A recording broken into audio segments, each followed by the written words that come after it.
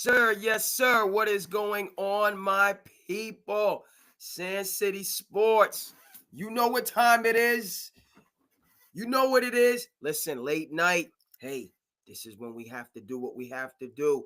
Too much going on in the world of sports for SandCity Sports not to get at you this evening, okay? On the East Coast, a little bit past the midnight hour. It is what it is.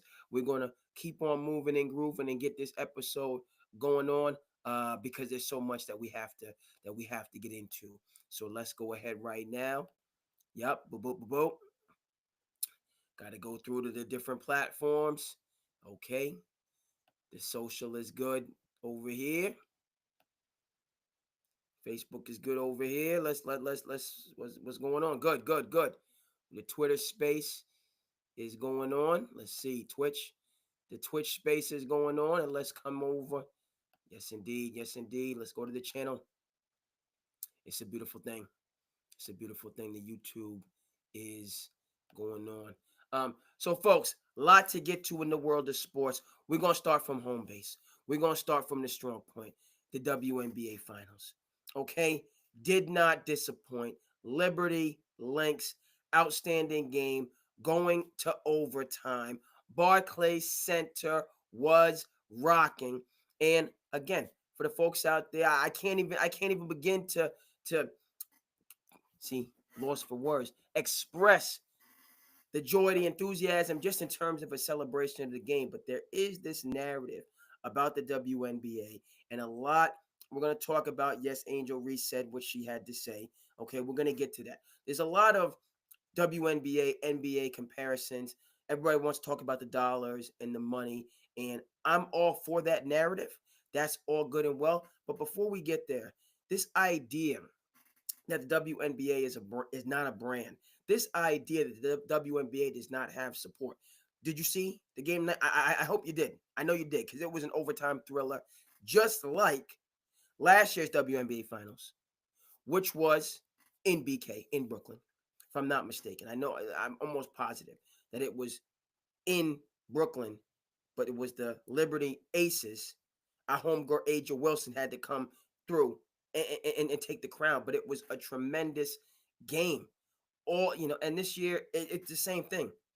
Another outstanding final series. Last year didn't go to overtime. This year go to overtime. Did you see your boy Spike Lee of He Got Fame and Do the Right Thing?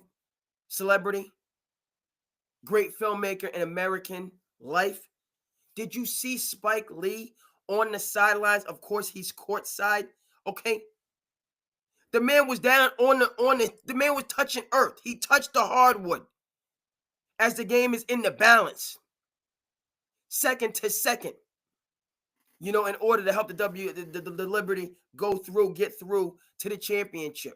It was a who's who. Stars, celebrities, Angel Reese was there. Teresa Witherspoon of the formative years of the WNBA. I can't even name all the stars that was there. And love to see.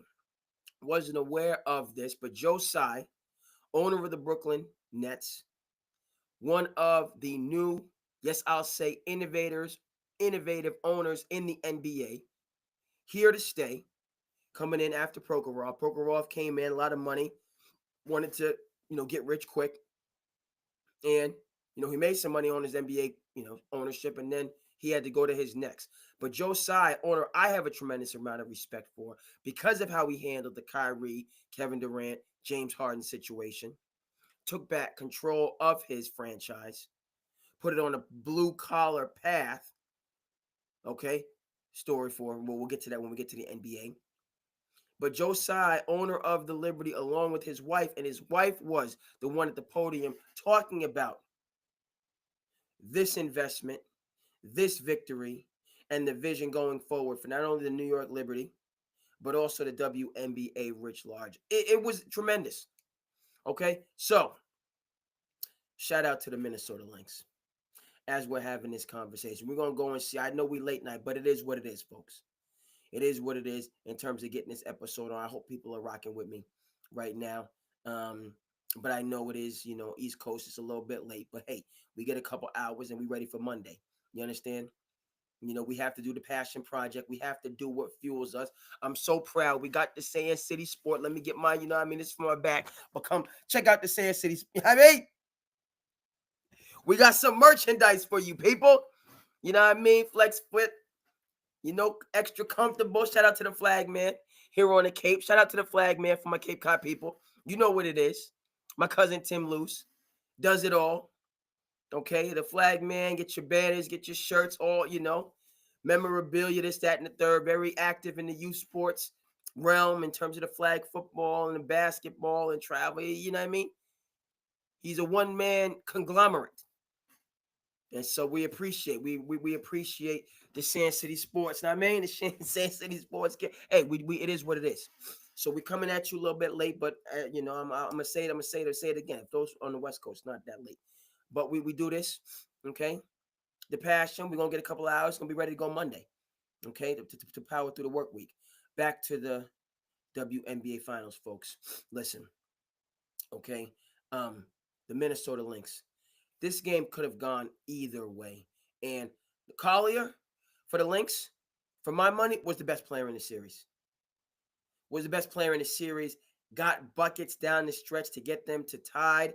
Lynx had a chance to win the game in regulation, got a clean look at a 3. And they just battled on the road, hostile environment. Okay, we can talk, they got a couple questionable whistles. That was, they had to go to review on the Breanna Stewart whistle. And Breanna Stewart missed a couple free throws down the stretch to give the Lynx a little bit of cushion. Okay, I thought the calls were balanced. The calls were balanced down the stretch. Both teams had their opportunity. That Stewie challenge call was super close. Depends on the angle. The defender, and this is for, referee, the defender came out of her verticality. So she wasn't completely vertical, right? That's when you're safe. She came here. She inclined a bit. And there was the question of if there was contact here. That's what the ref was calling, because when you come here and that player is following through here, we don't know.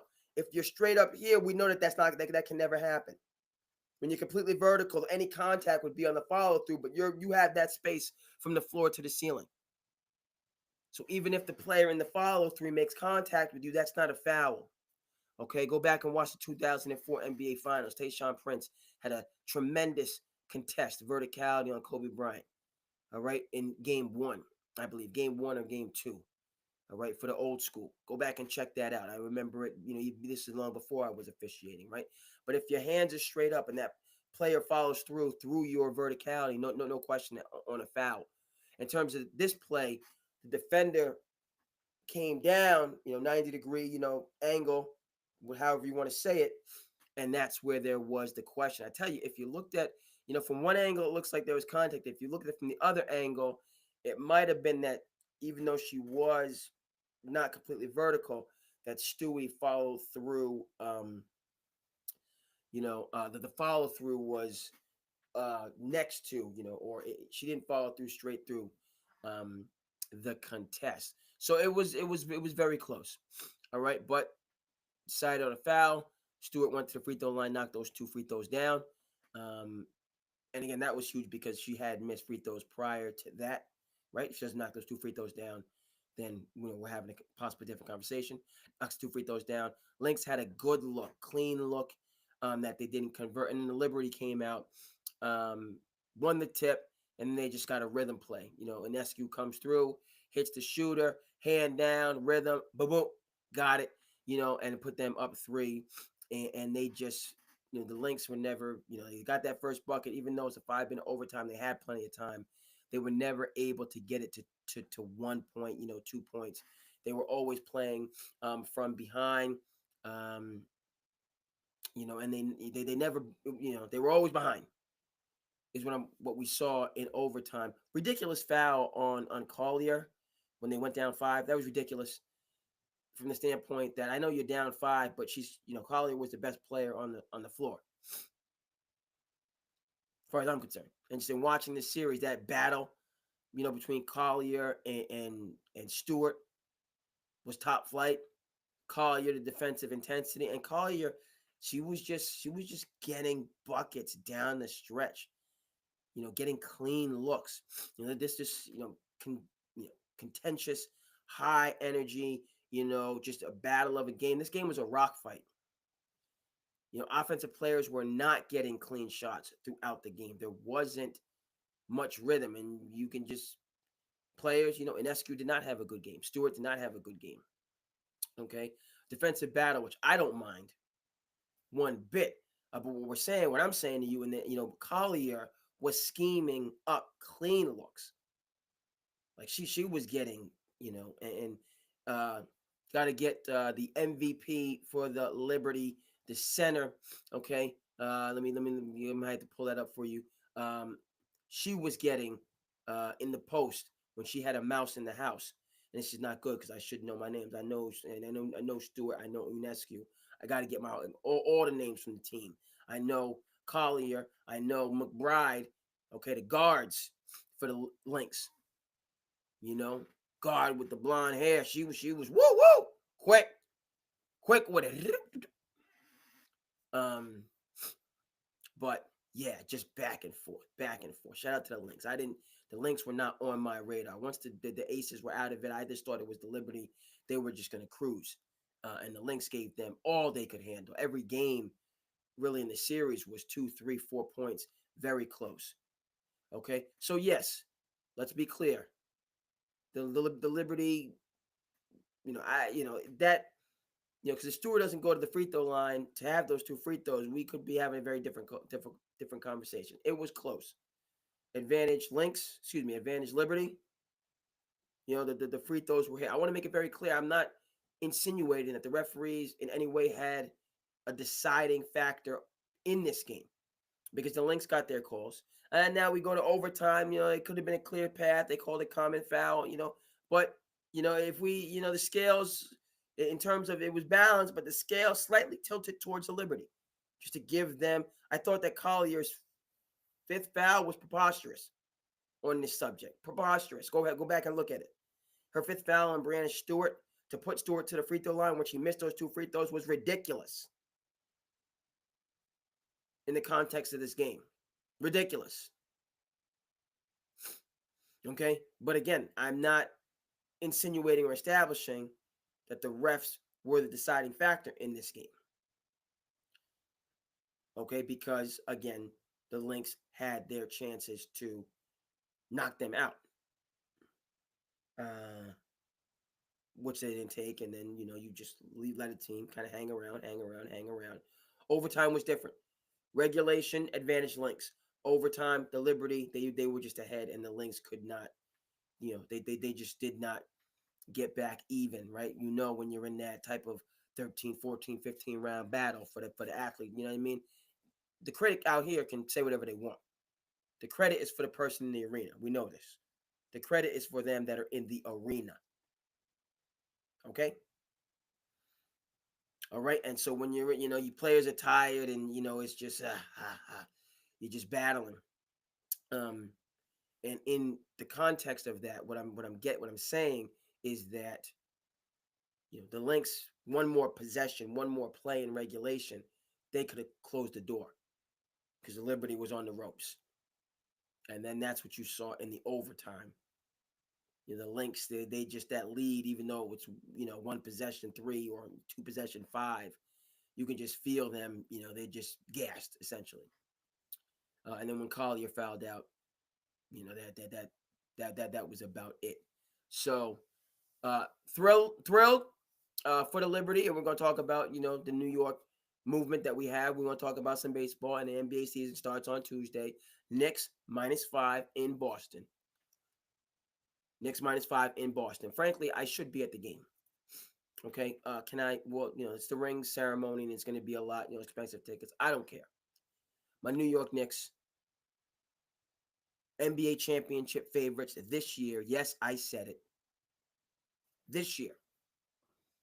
Okay, now, clearly, that's no disrespect to the current champion and, see, I was going to say dynasty because the Celtics have the pieces to be a dynasty. They have the backcourt. Drew Holiday, Derek White, to mirror Danny Ainge, Dennis Johnson. From the 86 team, one of the greatest of all time. 84 team, right? 87 team, they lose to the Lakers in the finals. 84, 85, 86, 87, four straight NBA finals. Win it in 84 and 86. This Boston Celtics team is built like that. No two ways about it. Jason Tatum's on a revenge tour. I have him as a favorite for the MVP after the disrespect during the Olympics. Revenge tour. And frankly, after the slight. I'm not going to say disrespect, the slight. Jaylen Brown got the Eastern Conference Finals MVP. Jason Tatum should have got the Finals MVP. Period in the story. We spread the wealth around here. Period in the story. JT should not have been shut out of acknowledgement. He shouldn't have, period. And I have, my respect through the roof for both of these guys is my respect is through the roof for both these guys, without a question. Going over to Jaylen Brown in terms of his social consciousness, in terms of talking about we're going to bring Black Wall Street to Boston. We want to talk about the checkered past, the reputation that Boston has in terms of race relations and cultural proficiency, however you want to say it. Talk about the Red Sox being the last team in Major League Baseball to integrate. Talk about Bill Russell's house being vandalized and desecrated in Reading during his playing days when he was very outspoken, first African-American coach, so on and forth. Okay? Now, let's be clear on this. The past is there. The presently, Boston, in terms of sports and in terms of culture, it's a beautiful thing. And there's a reason that Boston is the #1 sports city in America. Okay? And there's been incredible progress and growth. Let's make that clear. Okay? The history is there. We remember it. And just in terms of where the city was, we all know what time it was with busing. We know that busing was a failed project from the beginning. All right? You wanted to have the conversation. You watched the party. We know that busing was a failed project from the beginning because you took a concept and deployed no resources to that concept. You took the highest needs communities. You took the highest need community in, the Irish American neighborhood and the highest need community in the African American neighborhood, and you had them switch for busing in Boston. And you wonder why there was problems. If you want to talk about access to high quality education, desegregation, all of these topics that we go back and forth with in the city of Boston, state of Massachusetts, and across the country, if you want to have that conversation, don't do it with unfunded mandates. Don't do it with unfunded mandates. That was the fatal flaw in terms of busing. What does this have to do with Jaylen Brown? Where is this guy going? Okay, when Jaylen Brown talks about bringing Black Wall Street to Boston, never mind the work that he does in the education community in Boston. You saw the students from the Bridge program in the Celtics parade, did you not? You saw the school bus in the Celtics parade.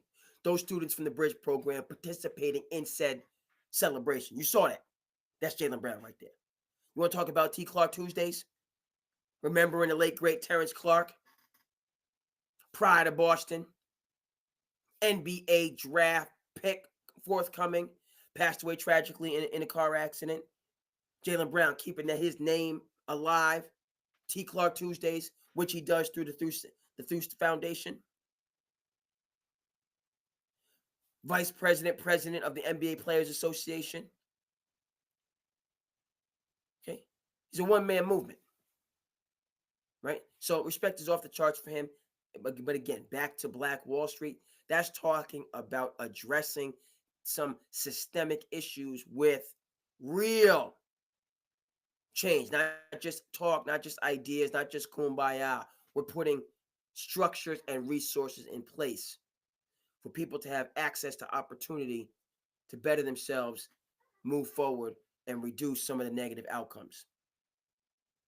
This man was talking about the Knicks. What are we talking about right now? We're talking about the Celtics in the current dynasty. JT and JB in their prime. Now, hold on. I was going to say an all-time backcourt. Drew Holiday and Derek White are not an all-time backcourt. An all-time backcourt is Jerry West and Elgin Baylor. That's an all-time backcourt. An all-time backcourt is Isaiah Thomas and Joe Dumars. all-time backcourt. Okay, you understand what I'm saying? Okay, I can't even really throw Michael. You know what I mean. Respect that I have for Ron Harper. His son Dylan is going to be balling in the NBA very soon. Rutgers is going to be a problem. Ace Bailey, Dylan Harper, and others. You know what I'm talking about. But Ron Harper and Michael Jordan, that's not an all-time backcourt. Because as great of a dude, and Ron Harper knows my pops, and you know what I mean, plays golf out in, you know, New York, New Jersey area. He's a cool dude. He's just a cool dude. NBA champion, the whole 9 yards. Okay, when we're talking about all-time backcourts like that, so Dennis Johnson and Danny Ainge were an all-time backcourt for the Celtics, right? But they're not an all-time backcourt in NBA history. Let's get that understood. Let's recognize that. Drew Holiday and Derek White, are a champion. That's what I mean. They're a championship backcourt. Multiple championships. All-time backcourt. Steph Curry and Klay Thompson. You know what I'm saying? Let's all-time greatness. Drew Holiday and Derek White, I'm not even beginning to make a one-to-one comparison. But this backcourt of Drew Holiday and Derek White would make the 2017 Golden State Warriors, would make them work. This Boston Celtics team, yes, they are capable. What do I mean by that? They could beat the 2017 Golden State Warriors. This Celtics team could beat the 2017 Golden State Warriors. Period. I said it. Steph, Clay, Durant, Draymond, you know what I mean? Draymond out there kicking people, getting LeBron suspended, all that nonsense. That was 16 and then 17. No. Draymond kicked LeBron in 16 and got, and then 17 KD came to town. It's two different teams. This Celtics team, pound for pound, could battle that 2017 Golden State Warriors team. Golden State, but it's close, talent-wise, overall. This Celtics team is ridiculous.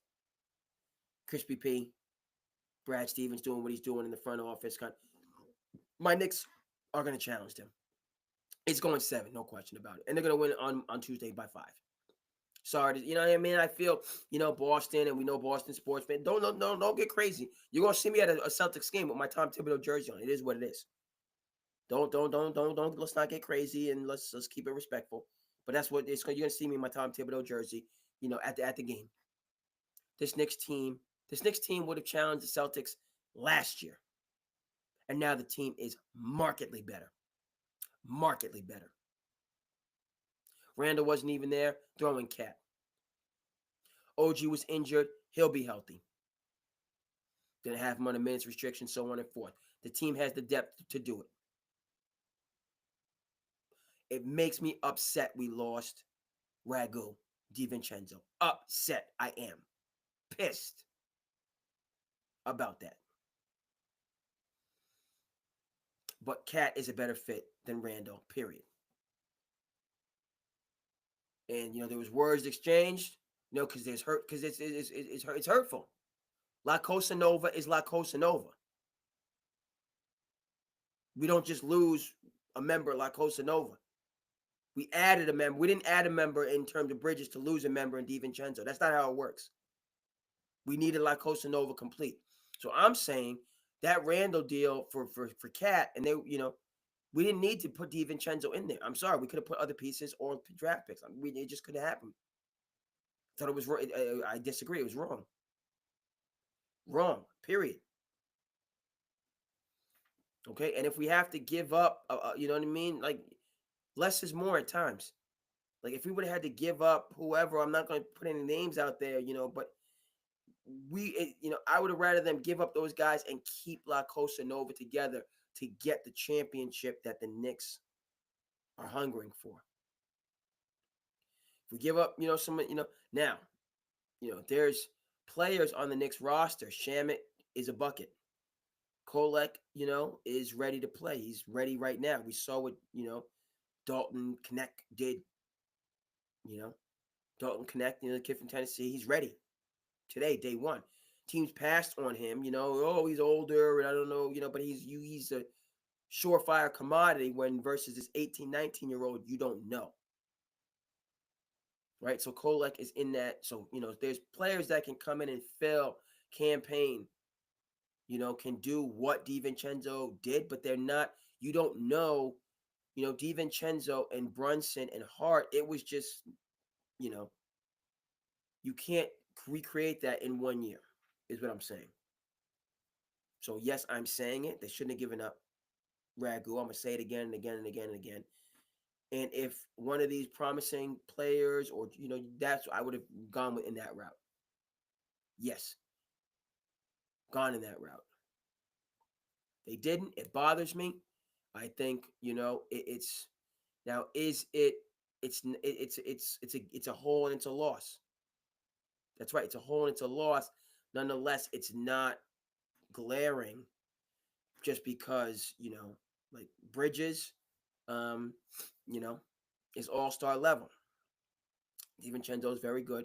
He's not an all-star level player. He's very good. He's not all-star level.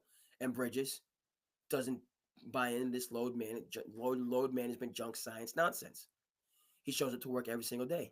He has the best job in the world. A lot of, I'm fortunate to have a job, that I love. It's late night, but it is what it is. You know what I mean? We doing this is my passion project, but I have a job, work in education that I love. And I'm happy to get up, and get out there and do what I do. Mikal Bridges has that same attitude. That's why he shows up to work every single day as an NBA player. He doesn't miss jobs. He doesn't miss work. And so so he's gonna be there consistently every single night. Now, the Knicks, let's be clear. I told you, Cat's gonna rest during the regular season. They have the bench, Precious and Morris is in the conversation, Shamit and Campaign and others. We're going to, and Tibbs builds guys up. He builds guys up. People didn't know who Jimmy Butler was until he was Jimmy Butler under the leadership of Tom Thibodeau. Julius Randle was an afterthought until he come up under the leadership of Tom Thibodeau. The list goes on and on. Derrick Rose, Prime Rose, MVP. So, and yes, Mitchell Robinson, that hurts. But, the Mo Bambas, the Robert Williams, we're going to get a backup center. Jericho Sims has been there, undersized for center, but Tibbs tough. You know what I mean? We're gonna have another post player but it hurts to not having Robinson. I mean, I'm not gonna be clear. I mean, it hurts. It hurts because you need full strength when you're going up against a dynastic team in the Celtics. You need full strength. You need Robinson. You need Cat, OG, Bridges, Brunson. You need your power lineup against the Celtics. Okay. Nonetheless, those gaps are going to be filled, and this Knicks team is going to give the dynastic Boston Celtics all that they can handle. I am picking, not backing down, the New York Knicks to win the 2025 NBA championship. Period. End of story. Are they better than the Celtics? No. Will they get it done this year as far as I'm concerned? Yes. And, now we talking. Liberty secured the chip. Talked about the Liberty. Knicks are stepping up for the chip. NBA season starts Tuesday. We have a blockbuster World Series with the New York Yankees versus the LA Dodgers. I think I saw something. Dodgers is like 326 millions. Nets is like 323. Yankees is like 322. So these teams, major markets, they spending the money, and you can see the results. But this right here, Mookie, Shohei, Freeman, just on and on and on. Stanton, Judge, on and on and on. Just wow, wow. Strength versus strength. Um, yeah, man. Yeah, I gotta, the tri-state, my tri-state roots. Even though I root for the Amazons, you know what I mean. We gotta bring one back. We gotta bring it back to the BX. We gotta bring it back to the BX. But two franchise, I got a lot of respect for Magic Johnson. Is very much involved in the Shohei money. I'm hearing the reports. They spent $700 million on Shohei. They making that back close to you know what I mean. That Shohei money, with the revenue that's being brought in Japan, 9 o'clock a.m. game. They switching the workday, saying we're not doing 9 to 5 when Shohei's on. We doing 12 to 8. We're not doing 9 to 5 on Shohei nights. It's 12 to 8. Okay, in the island kingdom of Japan when Shohei is on. Period. End of story. By the way, shout out to Tokyo, mega city. I think 70 million people live in Tokyo, right? I'm out here in tourist town, Cape Cod. You know what I mean? Um, got back to the tri-state area. Had to visit my grandfather who turned 99 last Wednesday. It was a beautiful thing. Got a chance to spend time with him. Beautiful thing. 99, full head of hair. You know, he's slowing down, but just out of this world. And it was good to be back to my tri-state roots. It was. I can't say a little, I become countrified. Your boy's countrified right now. The Cape Cod Cape countrified. You know what I mean? And that's not great. I've gotten and the Cape is nice. It's good, tourists. It's a good place to live. It's going to kind of grow up. But we out here, you know what I mean? It's not the suburbs. It's the country. It's the country, and we kind of lose. That's why I'm glad. I've been able to have opportunities off the Cape. That's helpful and going very well. Um, but yeah, good to get back to the tri-state area. Japan, Tokyo. Let me just Google this up. I gotta because I'm pretty sure it's 70 million, but I want to give facts. Tokyo population. Yeah, man. Okay, 70 million was way out of whack. 14 million. 14 million for Tokyo. Let me just get what's the world's largest city? Tokyo is 14 million. Tokyo is the world's largest city. Hold on. Population is 37 million. All right, so 70 was crazy. That was ridiculous. I apologize for being way off, but 37 million people in Tokyo, and they told it, and they locked in for Shohei. They locked in for your boy Shohei. Beautiful thing, right there.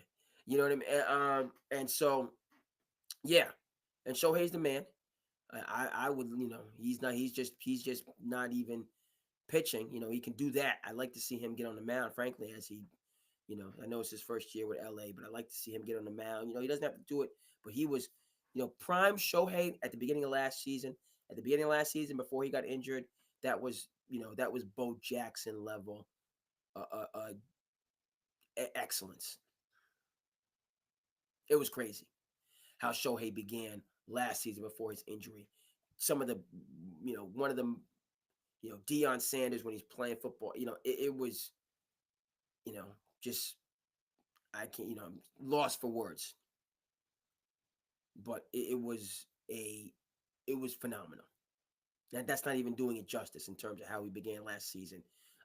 But yes, going and everything is how many pitches and all that nonsense. We like to see Shohei get back on the mound, going forward, and contribute to their pitching staff, which he can most certainly do. Dodgers most certainly, in terms of Dave Roberts and how he's, how they've just kind of like a hot knife through butter getting to the World Series. Some challenges, but and then just the Empire striking back.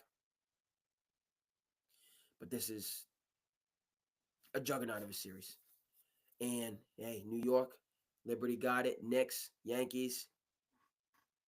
We know the Giants and the Jets are not there. We're going to talk a little bit more about that, but very exciting, a beautiful thing. So let me just go. I know we late night on a work night. Hey, this is time when we have, so we make the most of that time. And let's go over and see. Do we have? Can I see? Because I know that I can see people. I can see certain things here that they show me if people jump into this, that, and the third. Let me just see if anybody jumped on. Okay, turn that on. All right. It's going well. Some updates here, some updates there. Good. The show is live, and people can participate how they need to participate, and it's a beautiful thing. Okay, a couple people in this space. Wonderful, wonderful. And we keep moving and grooving. Might not go as long. Got a couple. Yeah. Some people checking in with me. I appreciate you. I appreciate you. Um, but yeah, a lot to get to, and hey, it is what it is. So back to the NBA and my New York Knicks. I have to, I've given you the Knicks, I've given you the Celtics. Let's and we got to get this we might blast through a couple. We might have to just blast through because there's so much to get to right now. So much to get to. So I can't give you any guarantees. I know that we gonna have to get the rest to be ready for tomorrow. We're gonna have to definitely get the rest and be ready for tomorrow. But I can't give you no guarantees in terms of because there's a lot to get to. So let's take a look at this Eastern Conference. I've given you the Knicks. I've given you the Celtics. Who else? Watch out for Cleveland. Cleveland under the capable leadership of Kenny Atkins. Man knows his business. Coulda, woulda, shoulda. He was a solid coach in Brooklyn before they went in a new direction and gave the keys to the franchise to Kyrie and KD. And we saw how that went. Kenny Atkins had that team trending in the right direction, and then they went for it, went with the star movement, and so you have to bring in a coach to but we see how that ended up, and that was frankly the writing on the wall when they got rid of a good coach to start with. You should have known better. We should have all known better. Steve Nash kind of let them do whatever the heck they wanted to do, and it worked for. I don't know how much it worked because Kyrie, then he just went MIA when they had the team. Just went completely off and he's from Jersey, by the way. So this was, he's from Jersey. Couldn't be located in the COVID situation and on and on and on. But bottom line, Kenny Atkins is a solid coach, and he's going to coach up the Cleveland Cavaliers. By the way, I have the same expectation for Coach Bud with the Phoenix Suns. We'll get there. We'll get there. But I have the Cavs taking another, and just continuing. Issue with the Cavs is we have some distension in the rank, well known.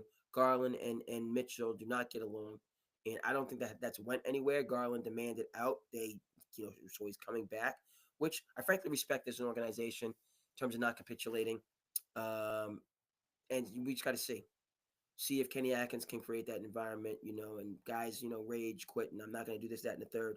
But bottom line is, we've seen it, those things can be ironed over, and I think if anyone can do it, it's Kenny Atkins. So Cleveland is certainly on the list. Nets rebuilding, Hawks rebuilding. I like the Hawks got the number one overall pick, and I trust Quinn Snyder. He knows his business. The Bucks, no trust in the Bucks. Let me say that again. No trust in the Bucks. Okay, Bucks are like the Clippers of the Eastern Conference, except they don't have Steve Ballmer, the richest owner in team sports. We're going to get to the Clippers, the Intuit Dome. Awesome. The Bucks, Dame don't want to be there. Giannis, forced their hand, and they felt beholden. Not only did they give up a lot of just draft capital and assets, but the man, now went to their fierce competitor in the Boston Celtics, which, just how that worked out. And, just the strange nature of life. Pat Riley, Stonewall, and Joe Cronin.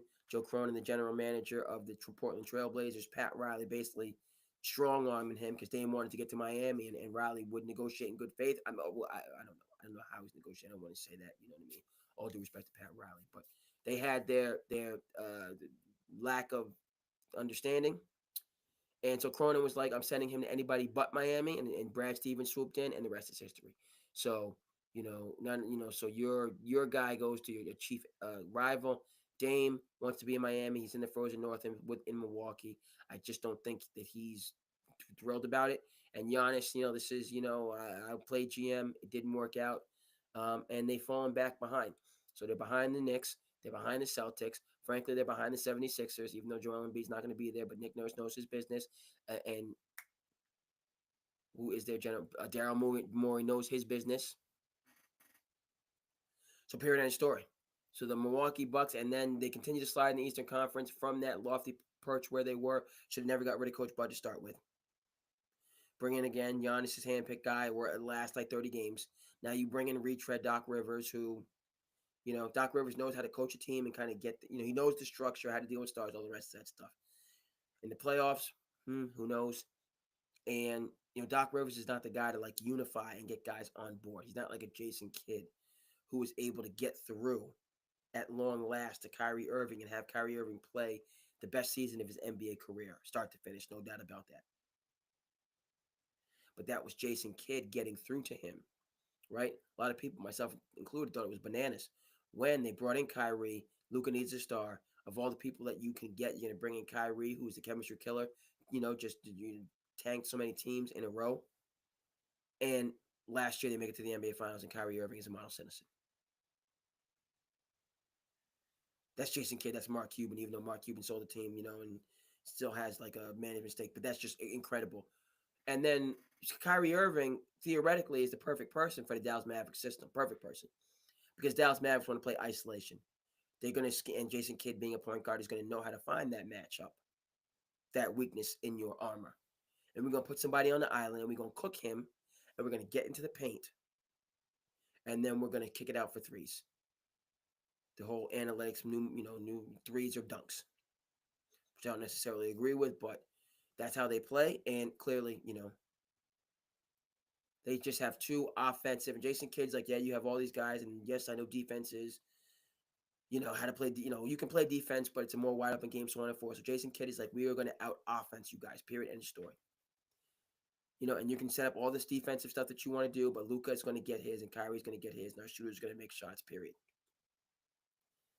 So for all your get tough and defense, we're just going to put you on an island and we're going to let just certified buckets go to work. Because the good offense is going to beat, your all-time offensive guys are going to beat your, Dikembe Mutombo out there getting elbowed 18 times and then Shaq dunked on him, which was, those were offensive fouls. But you know what I'm saying? Dikembe, even if Shaq didn't, Dikembe could have done a better job. R.I.P. to the late great Dikembe Mutombo. R.I.P. to the late great Dikembe Mutombo. But great offense in basketball is going to beat great defense. So Dallas Mavericks, and then getting the best out of people. That's how they kind of broke through. Let's continue to move on. Milwaukee Bucks heading in the wrong direction. Orlando Magic ascending team. Suggs star. No. Suggs, Banchero star.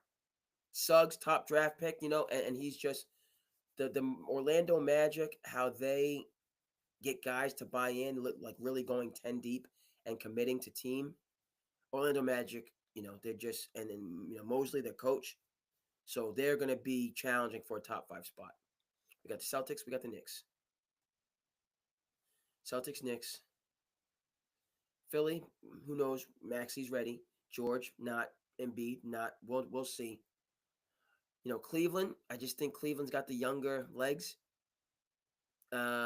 Indy, after they made their run. Orlando's ascending. Charlotte is Charlotte. Okay, always rebuilding. Same thing with Washington, always rebuilding. Pacers ascending, continuing their forward march. It's going to take the or Toronto some time. Have the pieces quickly as be ready to shine. RJ being home. Scotty Barnes, right? So the Toronto has the pieces. Now they have to put it. I was disappointed in them. Chicago rebuilding. Detroit. Detroit rebuilding. And then the Celtics and the Knicks, we already know that. Miami is going to be Miami. They're just going to be around 5, 6, 7 team, and then they're just going to knock good teams out in the postseason.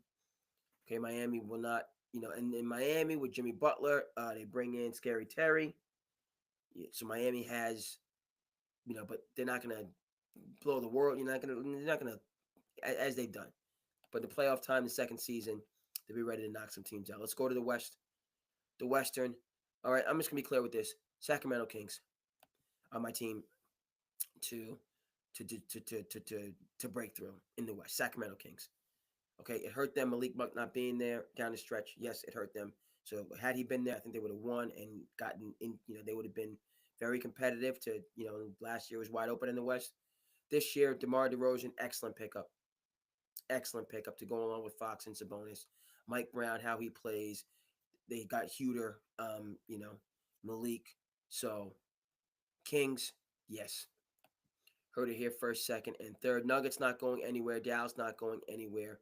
Minnesota, we'll see without Cat. I got some questions. Randall hurt, Cat. Team guy, Randall. Me guy. We'll see. We shall see. Suns, Coach Bud. I'm trusting Coach Bud to get them, particularly their offense. They're going to be an offensive team. Frank Vogel was a defensive coach, okay? Coach Bud's an offensive coach. And he has, again, just weapons. And so Booker and Durant just offensive, just flamethrowers in Coach Bud's system. How he likes to space it out. He likes to shoot a bunch of threes. Get guys, and he knows how to get guys in space and match up. And what I've seen in the preseason is Nurkic. He's getting a lot of the Nurkic, and he just knows. Brad Beal's another guy playing space and do X, Y, Z, A, B, C. You know what I mean? So that's all there. Wonderful. But they're the Suns. They have egos. They have Hollywood. You know what I mean? So we'll see how they handle adversity. It's talk that KD wants out. So we'll see. But they're going to be much improved from last year just because they have the right coach for their roster. They need an offensive mind and to play an offensive style of ball. Memphis, I love Zach Edey. They don't know what the heck they're doing from the standpoint of who is John Morant, after his, fall from grace. Will he buy back in and get them to, play the gritty, tough, physical style of basketball? Bane, Ja, you got this NBA ready giant and Edey, down, and just play a physical. Can they get back to that, or is Ja going to continue to just do his own thing and not be there, and they'll just be, playing on three, 1, 2, 3, playing on three. And let's see. Jazz rebuilding, Blazers rebuilding, Rockets. Okay. We got the Rockets challenge for the playoffs. Certainly the play-in. M.A. knows his business, and the Rockets are a team that I like to get back into the mix. The Rockets, I think, are going to frankly, leapfrog a team like New Orleans, who you just never know. Brandon Ingram trade, New Orleans is kind of, those guys need to be elsewhere. And Zion, I've just seen enough. So I think it's time for New Orleans to blow it up and just send those guys to someplace else for a new start. The Rockets, I think, with their core intact, will surpass them, and Ime Udoka knows his business. And then we have the Thunder, Western Conference Finals on 3. You heard it here. All right, they're ready to be a top team. I just say, the Thunder. I just say Denver and Minnesota and Dallas and the King. The OKC is a lot like the Kings. They're ascending. All the pieces in place. Sam Presti, the blueprint. The coach. I can't. You know what I mean. Daigneault. Is just right. So I put the Kings and OKC. Frankly, Denver, they might have missed their window. Right. I don't know if Denver's gonna. Can Denver make it back? I hope. But Minnesota, can they adjust? To the changes? Dallas was that. Can they duplicate that run again? But for my money, the Kings and OKC are the premier teams in the West. The Kings and OKC. I'm going with the youth. I'm going with the, you know what I mean, the young lions on the proud in the Pride Lands. Kings and the OKC is to the Denvers and the Minnesota's ascending. They're ascending, no doubt about it. But just these changes. I think Cat was a big part of who they were and what they did. And Randall, how does he fit? I don't know. So that's what we have for the NBA. Beautiful thing kicking off on Tuesday, and it's going to be on and popping, folks. We got to do, and I know it's getting late night, so we do what we got to do though. It's late night, but we do what we got to do. I'm happy people are, you know what I mean. We'll go for a little bit longer. You know what I'm saying? But we're not going to rush anything. It is what it is. It is what it is. Took a power nap, so I'm energized, and we managed the end of the journey from here. But it is what it is. Okay, so folks, let's get this correct. Your boy Danger-Russ was dangerous. That was good to see. I was happy for Russ. And how they balled out and really put it on the Jets, right? The Jets that let one go in that first game, the rah, beat the Bills, and Salah's a bad guy, right? At home, that was the game to win. They let that game go. Okay, so now you're going to take some lumps. You're gonna take some lumps. You want to get rid of. I thought Salah was a good coach, and then you put everything on him, and we talked about just giving your stars the keys to the kingdom. We talked about that. Now it's time to take some lumps. Went to the Steel City and got lumped up. So it's twofold. Tip my hat to Mike Tomlin and the standard. The standard is the standard. One of the things that Mike Tomlin said that resonates with me, and these nights like this, where things a little bit late, but hey, it is what it is, baby. It's a beautiful thing, and loving this time and this opportunity. I keep saying that, and it's not that late for people on the West Coast. I'm not gonna say that again. I'm not gonna say that again. It is what it is. Beautiful thing.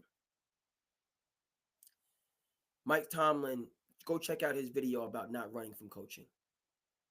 Talk about a lot of coaches run from coaching. I don't run. Mike Tomlin said, I don't run from coaching. We see that, and we see the results. The Steelers are 5-2 in an exceedingly competitive AFC. Steelers are 5-2. Mike Tomlin not running from no coaching. Mike Tomlin making the hard decisions at the quarterback position. Guys having to accept their role and accepting their role. Shout out to Justin Fields. Now he's navigated all this. And your boy Danger-Russ, a lot of crickets. And a lot of silence. Which is a beautiful thing when you've been in that valley where Russ has been. Balled out tonight. Balled the heck out tonight. Saw it in the first quarter with that bomb to Pickens. That back shoulder fade, 44-yard bomb to Pickens. Like Russ, I've been keeping receipts. I've been knowing what y'all been saying. Now on a big stage and with structure and an organization that's going to support me, not some of the foolishness that's been going on in Denver, that continues to go on in Denver. The wildness on the sidelines, we're gonna see now. What they call that luck, when the preparation meets the opportunity. We're gonna see now. So Russ was in his bag tonight. Okay, I can't wait, so respect on that. And then respect to the Steelers and Mike Tomlin and, a lot of people, the standard is the standard. The standard is the standard. Ain't nobody told you to smoke that. You're grown, you an adult, you made a decision, live with your decision. I got to go back to training day. This is your training day, Detective Hoyt. This is your training day. You understand? You really want to know, Detective Hoyt? Ain't nothing free in this world. Ain't nothing free in this world. Not even arrest warrants. Okay? Getting that training day, getting those fundamentals. Shout out to Denzel Washington. Shout out to Ethan Hawke. Shout out to Antoine Fuqua. That training day. It's not an indie film. Classic. And I let people know, if you like training day, and I know you did, you got to see Brooklyn's finest. You must see Brooklyn's finest. Another Antoine Fuqua, low-key classic. Ethan Hawke, Wesley Snipes, Don Cheadle. You like training day, and I know you did. You must see Brooklyn's finest. Find it. Classic. I said that. You want to talk about New Jersey Drive? You want to talk about Juice? Okay. You want to talk about what was that? What was the film with Wesley Snipes and Chris Rock? I can't believe it's slipping my mind. Oh my goodness, this is a low-key senior moment. It's gonna come back to me. Wesley Snipes, Chris Rock, that, you know what I mean? Oh man, I can't believe that. Anyway, and we talk about Goodfellas and the Raging Bulls and the casinos. Brooklyn's finest is a tremendous urban crime film. Tremendous. Richard Gere's up in that bad boy. Off the charts. Okay, how did we get here? Mike Tomlin. The standard is the standard. You heard me? Standard is the standard. All this other stuff, and you just see Tale of Two Cities. Pittsburgh, we doing it our way. Old school way. Not going with the new fads and the new trend. We doing what needs done. Okay? Versus the Jets, just to throw the magic in the hat, and we got to win now, and I get all of that. It undermines your culture. Because now, okay, you got, and Robert Saleh was a good coach. He was a serviceable coach, and now, I didn't think he had to go. I think Woody Johnson could have said, look, and he was battling over the offense, so you just told him. Just like Jerry Jones tells Mike McCarthy, They have Mike McCarthy. Do you want to and Robert Saleh? I hope that's I hope Robert Saleh. I mean, but that's how I think it could have been handled. Woody Johnson said Robert Saleh just it's hands off of the offense, and you do what you do with the rest of these folks, and just leave it at that, and can keep that stability in terms of not only do you lose okay, and then Aaron Rodgers just feels better, but you lose a member of your brain trust as well. Never mind the personality stuff. Like you need a brain trust. Again, why the Celtics um, were dominant last year is because Brad Stevens restored the brain trust after not having when they lost M.A. and they lost Damon Stoudemire and they lost Will Hardy. You lost 3 head coaches in one off season. No wonder that the Celtics are going down 3-0 to the Miami Heat with the best coach, pound for pound, in the NBA. You don't have no brain trust. So what does Brad Stevens do? He hires Charles Lee, top assistant for Coach Bud. He hires Sam Cassell, top assistant for Doc Rivers. Hires Emile Jefferson, Duke assistant. And then he brings in Jeff Van Gundy as a special consultant in the front office.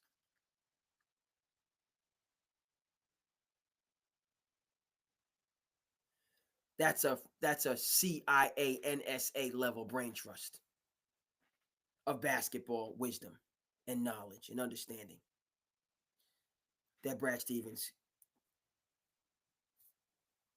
assembled.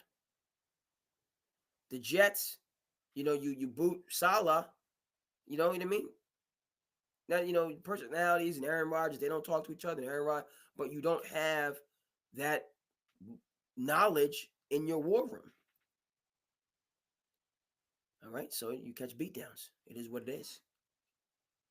It is what it is. Look, my Patriots, I say my because I'm a Gerard Mayo guy. You know what I mean? The struggle is real. The struggle is real right now, but we're going to trust the process. We're going to trust the process, and people couldn't wait, and we already established this beforehand. I'm not having any of it. They piling on, and you know what I mean? Okay, the Jets are 2-5, so and the Dolphins are 2, so just pump the brakes. Pump the brakes. People want to, you know what I mean? But Mayo, you know, um, the Texans loss is understandable. Dolphins, that's not a bad loss. 49ers, that's not a bad loss. You know what I mean? The Jets was a bad loss. Jets, and they played very well. They played, beat the Bengals, shocked them. Could have, would have, should have beat the Seahawks. Bad loss against the Jets, not a bad loss against the 49ers on the road, not a, battle against the Dolphins. Texans at home, they're the Texans, okay? And then you have to go all the way to halfway across the world to play a Jaguars team that's just more talented, right? Let's see who do we got now? Who did the Patriots? I say we because I'm committed to Jets again at home, and then on the road against the Texans and on the road against the Bears. Okay, Patriots are going 2-1 in the next 3 games. The Patriots are going 2-1 in the next 3 games. This is you know what I mean? Yes. Okay, because what did I say to begin with? Progress over perfection, battling. They're competing. Drake May, and I got no problem with Drake May playing. Drake May's the number 3 overall pick in the doggone NFL draft. You see what Jaden Daniels is doing. And shout out to people. They told me that I was a Drake May because in college it was Caleb and it was Drake. It was Caleb and it was Drake coming through. Jaden kind of swooped in late into that, and then he won the Heisman and all the rest of that stuff. But it was Caleb and it was Drake. So I was thrilled at this, but Jaden is, he shut me up. He's showing. So he's the hey, I'm here. I'm him. I'm the guy. Okay. Um, but you're seeing signs with Drake that he's the quarterback of the future within this difficult situation. And does he have, he might not have the same weapons as some of these other guys have, so on and forth. Patriots, I'm favoring them at home against the Jets. I just am.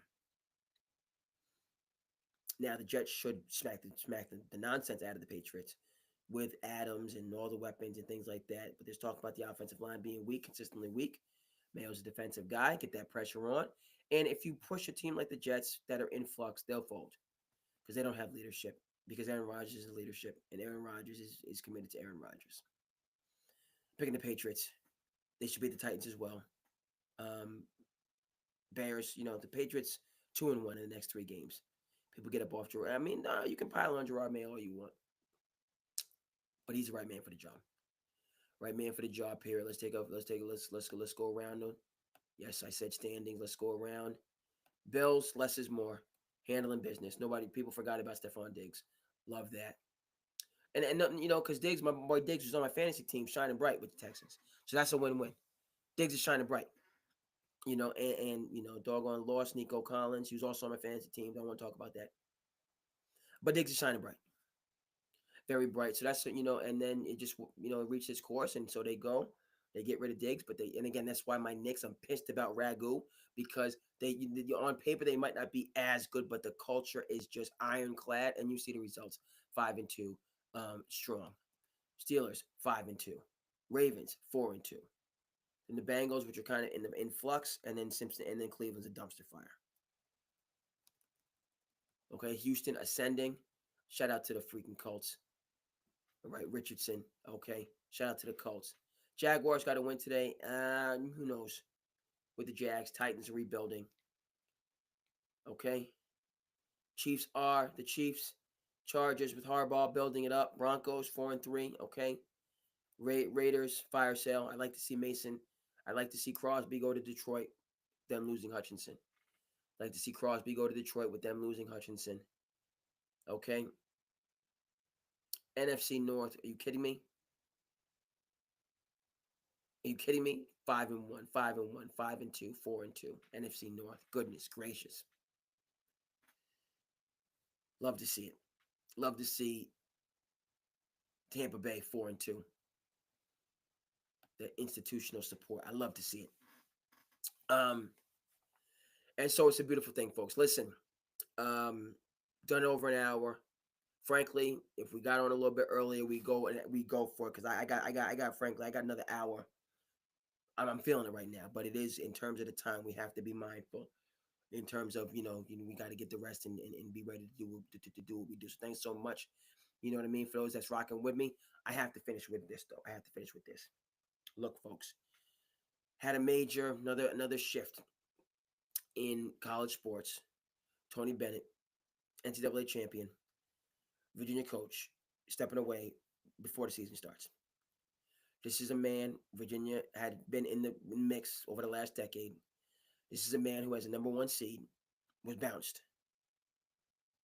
Number 1 seed was bounced in the first round. Came back on and added the next year. Okay, True teacher, true coach. Folks, okay. And John Shire spoke about this. You can check out the John Shire clip. I'm of the opinion that John Shire is on this. I think John Shire just basically, you know what I mean? He just said, it's a loss. And so I'm not going to paraphrase, but check out what John Shire said, and we're of the same mindset in terms of how to look at this. I disagree with everything. Every point that Tony Bennett made, I disagree with every single last one of his points about the current state of college. Every single last one. And here's why. College sports, multi-billion-dollar industry in which the institutions, free market. The colleges, it's pure free market, capitalist economics and tactics. How do we know this? Because conferences and rivalries mean nothing. These colleges are going and they're jumping ship, and they're just chasing the TV money wherever it leads them. Tradition. And these are institutions that pride themselves. And they have these commercials, right, on television, and they can't wait to tell you how this school was founded in 1876 or 1780. You know what I mean? They want to, clothe themselves in history and tradition. But in practice, mighty dollar, 1st, 2nd, 3rd, 4th, 8th, 9th, 11th, 13th, everything. So forget all that tradition. We securing a bag. And how do we know this? What the heck is Texas doing playing Georgia in a marquee game on a Saturday night, which, by the way, was a good game? What the heck is that? How did we get there? Isn't Texas supposed to be playing Oklahoma in the Big 12 and the Red River rivalry? What are they doing playing Georgia and Alabama? Because they're trying to secure the doggone bag. What is Oregon doing playing Ohio State and Michigan? Because they want to secure the bag. Just as the institutions, the presidents, the board of regents, all the rest of these folks are pure capitalists and just, I'm going with the highest dollar, period, end of story. Same thing for the coaches. Same thing for the coaches. Tony Bennett, you win that natty, you have a 5-year deal, you're going back to renegotiate your deal. That, as soon as you win a national championship, you're going to open it up, see what other teams want me, use that leverage. I can go to the NBA, I can go to this other program to renegotiate your deal to get max dollars now. Name of the game. These college coaches sign these ironclad deals where they get all their money. All their money. Check out Sean Miller's deal in Arizona. We're getting all our money. Every single last penny, bar none. We ain't giving no dimes back. These coaches. And as soon as we do a little bit better, we get more. Now, I'm not waiting 1 second. You give me all my money or I'm out. Hold these universities hostage. Universities come running with the bag. And now, shout out to LeBron James. Shout out to the shop. Shout out to Gavin Newsom. Where the NIL revolution began, even though it really began with Ed O'Bannon in the mid-90s against EA Sports. And he was ostracized. He was exiled. His name was besmirched. So that's when it all began. But the breakthrough, that didn't come in 95. It came, a couple years ago in like 2020. And shout out to LeBron and Gavin Newsom and the shop and all those folks. Now, players are a part of that trifecta. The institutions are in a free market. The coaches are in a free market. The players are in a free market. Okay? And so every year you come back and we look at this deal and I need to get mines. I'm having the same level of cachet. So let me just, we a little bit late, but no. Nick Saban, great coach, out. Jay Wright, Villanova, great coach, out. Tony Bennett, Virginia, great coach, out. All right? But this concept that college basketball and college sports is in an unhealthy place and we need this and we need that, we need the third, and crying wolf, I got no time for it. Because that's how you have been as coaches and institution operating for time immemorial. For time immemorial, that's how y'all been getting down. And nobody's blinked an eye, and you're making hundreds and millions and billions of dollars. And now the players are getting more of their fair share of the pie, meaning Nick Saban, you're a great coach. Okay? You convinced that guy to come to Alabama. You now have to, and you can't just give, you know what I mean? No, this is your partner. And shout out to the late, great David Stern and Adam Silver. What do I mean by this? The NBA in their model, they said the players are our partners in this. Do we disagree? Yes. Do we have, lockouts at times? Yes. But the NBA does and shows in word and deed a partnership with the players. Partnership. And that's how they get to that higher ground. Talk about that more in full detail. NCAA, that's where you are. So again, Nick Saban and that player, obviously, if you're you know what I mean, they want to play for you, they want to be in your organization, so on and forth. That's a large part of it. That's a significant part of it. But also, where my money at? Where's my Skrilla at? You going back? Oh, I believe in your son, and you can be in Virginia or Alabama or Villanova is the right place for you, and we're gonna build.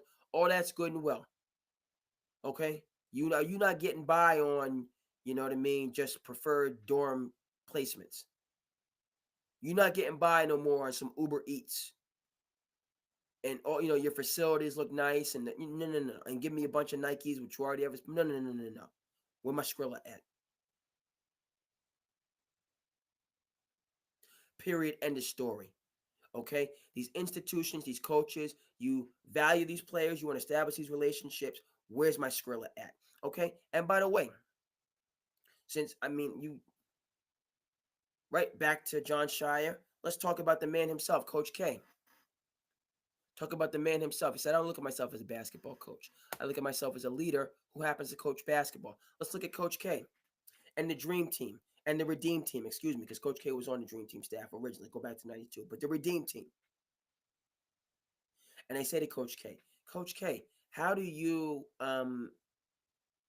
get through to and coach all these players that are all multimillionaires and very, big, celebrities? And Coach K is like, that's a good question. And you're right. It is challenging, to coach a LeBron and a Kobe and a Dwayne Wade. But what they might not know and what you might not know is I'm a multimillionaire myself. Multimillionaire myself. Coach K is $10 million a year from Duke and getting 6-7 figures to go and give his talks about leadership and team building to corporations. Coach K is a capitalist. And he approached Team USA and also Jerry Colangelo. All right. You don't just play for Team USA because of Patreon, which is important.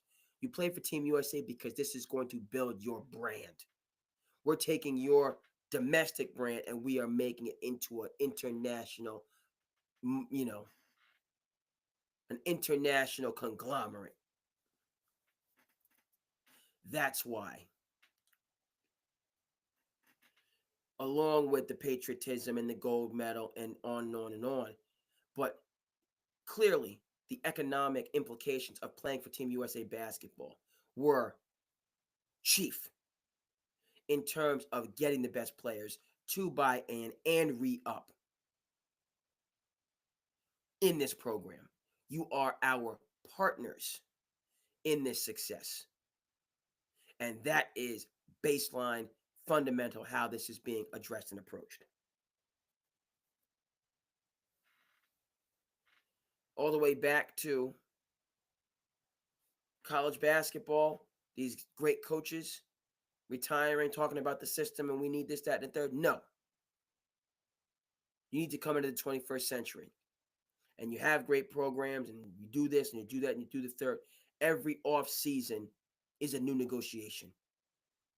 And not, you need to do this because I say so.